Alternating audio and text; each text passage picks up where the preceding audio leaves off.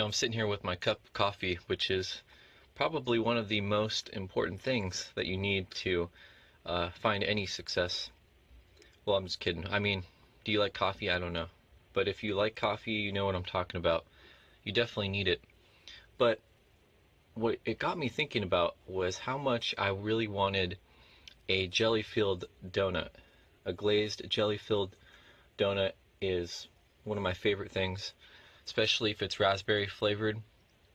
And it got me thinking, though, about how important it is to know your weaknesses, because we know it's important to know our strengths and to play on our strengths and our abilities to the best that we can. But what's almost even more important is knowing our weaknesses.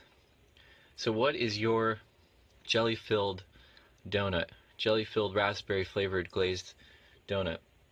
What can you do to avoid it? See, I really feel like a donut when I'm drinking coffee, but I will refuse to look at it. I have to walk past it.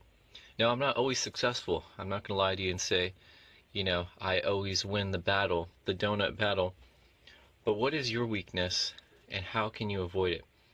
And so that's so important to having success when it comes to losing weight and just discipline in general for our success. But the question is, how can you not only recognize your weakness, but what can you do to let it defeat you? You know, and just like me, I would have to refuse to walk past the donut display or the donut section of the store. I would have to refuse to even go in that direction because I know that, that's my weakness. And so we all have different weaknesses, and there are different ways in which we can avoid being put in the situation where we fail. And so that's kind of the whole key to this thing.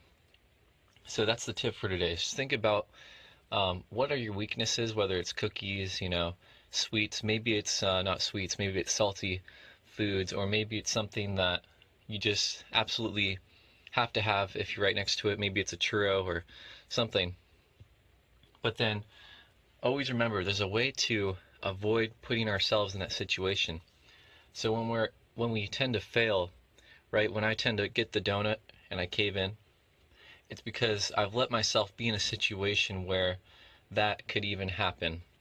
And of course, there are people with very strong willpower, and sometimes we have more willpower at certain times than at others.